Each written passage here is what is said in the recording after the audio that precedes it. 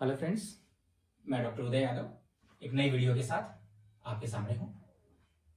आज हम डिस्कस करेंगे फिजियोथेरेपी का स्कोप क्या होता है, फिजियोथेरेपी का किस किस चीज के लिए हेल्प करता है, कहां कहां हेल्प करता है, किस एज ग्रुप को हेल्प करता है और कैसे क्या क्या टूल यूज करते हैं। फिजियोथेरेपिस्ट एक बच्चे से लेके और बूढ़े तक हर एक प्रॉब्लम्स के लिए हेल्पफुल है।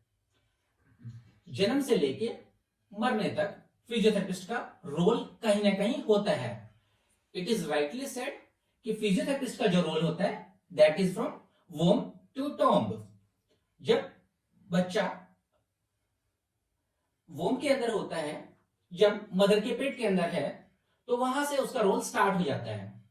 मदर जब कंसीव करके रखती है तो उसमें डिफरेंट कर्वेचर चेंजेस आते हैं, बैक पेन होता है या पेल्विक जो हार्मोनल चेंजेस के चलते कुछ एक इश्यूज होते हैं, उन सब में फिजियोथेरेपी का बड़ा ही इंपॉर्टेंट रोल होता है।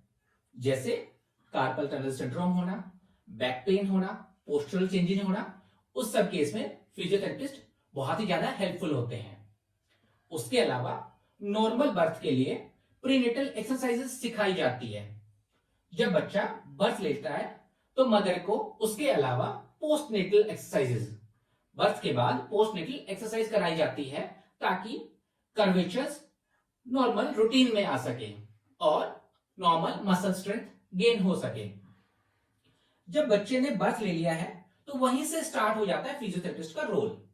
जैसे कुछ एक कंजेनाइटल इश्यूज होते हैं जो बच्चों में प्रॉब्लम्स पाई जाती है ड्यूरिंग बर्थ और स्टार्ट्स आफ्टर बर्थ।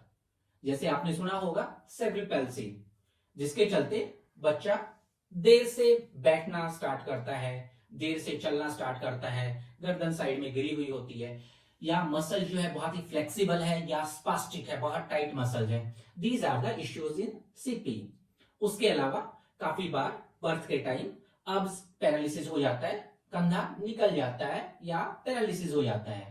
उसके अलावा आपने स्कोलियोसिस का नाम सुना होगा, डीएमडी है, सीटीवी है, स्पाइना बाइफिडा है। There are so many issues जहां पर कंजेनाइटल इश्यूज होते हैं, जहां पर फिजियोथेरेपिस्ट का बहुत ही इंपॉर्टेंट रोल होता है।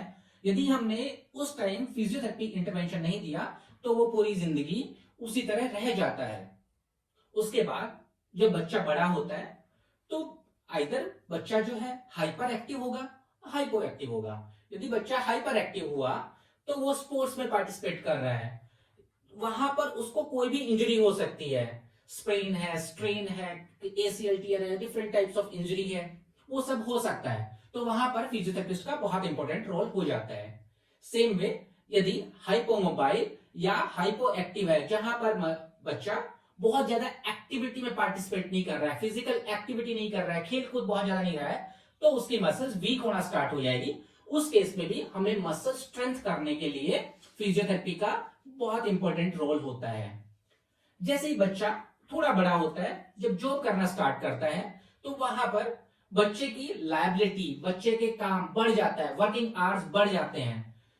जब बच्चे के वर्किंग आवर बढ़ गए हैं, जब वो बड़ा हो गया, एडल्ट फेज में आ गया, तो उनको cervical pain, back pain, tennis elbow, different kinds of problem start हो जाती है। जब जैसे ही वो अपने नॉर्मल रूटीन से बुढ़ापे की तरफ चलने लगता है, 50s में पहुंच जाता है, तो वहां पर हमारे अंदर डिजेनरेटिव चेंजेस स्टार्ट हो जाते हैं। डिजेनरेटिव चेंजेस लंबर रीजन में भी हो सकते हैं।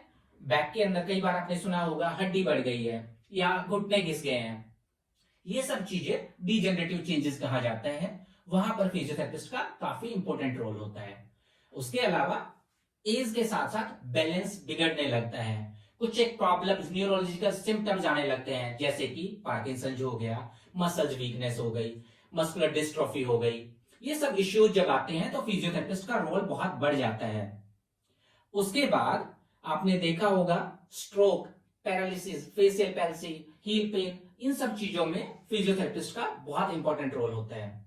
या कोई भी सर्जिकल इंटरवेंशन हुआ हो, किसी को भी कोई सर्जरी हुई है, जैसे नी रिप्लेसमेंट हुआ है, हिप रिप्लेसमेंट हुआ है, एसीएल रिकंस्ट्रक्शन हुआ है, किसी के स्पाइन की सर्जरी हुई है, किसी के सर्वाइकल की सर्जरी हुई है, किसी के प्लेटिंग डली है, किसी को नील्स डला है, किसी को फ्रैक्चर हो गया है, एक्सीडेंट्स हो गए हैं, तो उसके बाद फिजियोथेरेपिस्ट का बहुत ज्यादा इंपॉर्टेंट रोल होता है। उसके अलावा फीमेल्स के अंदर गायनेक एंड ओब्स के अंदर इनकंटिनेंस स्टार्ट हो गया, प्रीनेटल, पोस्टनेटल, वो सब चीजें जो है फिजियोथेरेपिस्ट का इंपॉर्टेंट रोल है। तो ये मैं कह सकता हूं कि फिजियोथेरेपिस्ट जब बच्चा छोटा होता है वहां से लेके और बुढ़ापे तक फिजियोथेरेपिस्ट का लाइफ में बहुत इंपॉर्टेंट रोल्स होते हैं। अब बात आती है कि फिजियोथेरेपिस्ट इन सब प्रॉब्लम्स को डील कैसे करता है या ट्रीट कैसे करता है।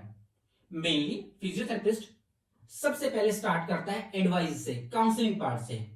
एडवाइस में जैसे डूज एंड डोंट्स, क्या आपको करना है, क्या आपको नहीं करना है, कैसे इंजरी को प्रिवेंट करना है। जैसे कोई स्पोर्ट्स पर्सन है तो वहां पर उनको गाइड किया जाता है कि आपको फ्लेक्सिबिलिटी एक्सरसाइज किस लिए जरूरी है, कितनी फ्लेक्सिबिलिटी एक्सरसाइज करनी है, कितनी स्ट्रेचिंग करनी है, सो दैट कि इंजरी को अवॉइड कर सके। ये लिमिटेड सिर्फ स्पोर्ट्स पर्सन तक नहीं है। प्रिवेंशन जैसे कोई लैपटॉप पे काम कर रहा है, कोई किसी कॉर्पोरेट हाउस पे काम कर रहा है, 8-10 घंटे जब वो काम कर रहे हैं तो हम उनको बताते हैं कि आपको कैसे आपको बैक पेन नहीं होगा, कैसे सर्वाइकल पेन नहीं होगा, कैसे आपको टेनिस एल्बो नहीं होगा, कैसे आपके फिंगर में पेन नहीं आएगा या डिफरेंट सेंसेशन आना स्टार्ट हो जाता है, वो सब आप कैसे रोक सकते हैं। जैसे कि सिंपल से एग्जांपल वी यूज्ड टू से कि जब भी कोई कॉन्टिन्यूसली काम कर रहा है हम उसको 20-20-20 का रूल बताते हैं कि आपको हर 20 मिनट्स के बाद उठना है, उठ के अपनी बॉडी को स्ट्रेच करना है और वापस बैठ जाना है। कितनी देर तक करना है वो? 20 सेकंड्स के लिए। 20 मिनट्स के बाद 20 सेकंड्स का रेस्ट लेना है जिसमें आपको स्ट्रेच करना है and you have to see 20 feet away, 20 feet दूर आपने देखना है, सो दैट जब आप देख रहे हैं तो आपकी आईज मसल जो स्ट्रेन कर रही थी उनको रिलैक्सेशन मिल जाएगा। तो प्रिवेंशन सबसे पहले इंपॉर्टेंट चीज होती है। उसके बाद हम स्ट्रेचिंग और स्ट्रेंथनिंग, यदि किसी की मसल टाइट है तो उनको बोलते हैं आप स्ट्रेच करो मसल्स को, जिनकी मसल्स वीक है उनको स्ट्रेंथन अप करो। जो बायोमैकेनिकली डिफेक्ट हो रहा है बॉडी में वो रोकने के लिए हमें स्ट्रेचिंग और स्ट्रेंथनिंग एक्सरसाइज करनी पड़ती है, या वहां पर हम मैनुअल थेरेपी देके उस चीज को प्रिवेंट करते हैं। जब हमने मैनुअल थेरेपी दिया तो उसके बाद हमें उस पोजीशन पे लाके छोड़ दिया है मसल को या बोन को, तो उसको मेंटेन करने के लिए हम कई बार टेपिंग कर देते हैं, उसको के टेप्स बोलते हैं। टेप लगा दिया सो दैट कि वो वहां पर मेंटेन रहे जब तक आपकी मसल स्ट्रेंथन अप ना हो। उसके अलावा हम इंटरवेंशन उस टाइम जो दे सकते हैं दोज आर मोडेलिटी ट्रीटमेंट, जैसे इलेक्ट्रोथेरेपी, एक्सरसाइज थेरेपी। इलेक्ट्रोथेरेपी में हमारे कुछ इक्विपमेंट्स होते हैं, जैसा कि आपने सुना होगा अल्ट्रासोनिक इज देयर। अल्ट्रासोनिक एक इक्विपमेंट होता है जिसके ऊपर हम जेल डाल के मस्कुलर स्पाज जहां होता है, पेनफुल कंडीशन है, वहां पर कुछ उसको रोटेट करते हैं, उसको घुमाते हैं, massage kind of thing, that is ultrasonic therapy. आपने कुछ सुना होगा vibration kind of thing, TENS use करते हैं, that is transcutaneous electrical nerve stimulation. जो जब हमारा पेन गर्दन से लेके पूरे हाथ तक आ रहा है तो हम टेंस यूज करते हैं। हम IFT यूज करते हैं, जहां पर मस्कुलर पेन है, बैक में पेन है, हमने IFT इंटरफेरेंशियल थेरेपी यूज कर लिया। जहां पर पैरालिसिस हो रहा है वहां पर हमने मसल स्टिमुलेशन यूज कर लिया। उसके अलावा जब हमारी डिस्क दब जाती है तो उसको दूर करने के लिए हमने ट्रैक्शन यूज कर लिया, डिस्ट्रैक्शन फोर्स के लिए। उसके अलावा हमारी पैराफिन वैक्स बार, जब आपके घुटने में अस्थेटिक चेंजेस स्टार्ट हो गया या आपका कोई फ्रैक्चर हो गया था या स्टिफ हो गए थे आपके एल्बो, तो उनको मूव करने के लिए हमने पैराफिन वैक्स बार यूज किया। तो these are the different kinds of modalities. आजकल हम एडवांस मोडेलिटीज की बात करें तो माइक्रोवेव थेरेपी है या लेजर है, दीज आर द इक्विप्ड नई वाली जो मशीनें आई है या एडवांस ट्रीटमेंट्स हैं। उसके अलावा हम सर्टिफिकेट कोर्स किए हुए फिजियोथेरेपिस्ट कुछ एक और नए हम मैनुअल थेरेपी या PNF टेक्निक या drawing needling, cupping, so many new things are coming, new techniques are coming, and हमारा मेन गोल वही होता है कि कैसे भी करके वो सारे ट्रीटमेंट्स, वो सारे ट्रिक्स जो बेस्ट उसमें से हो सके वो करके आपका पेन जल्दी से जल्दी खत्म कर सके, आपकी मस्कुलर स्ट्रेंथ वापस लेके आ सके। That is the only goal of A physiotherapist. तो मैं यही आपको डिस्कस कर रहा था सारी चीजें।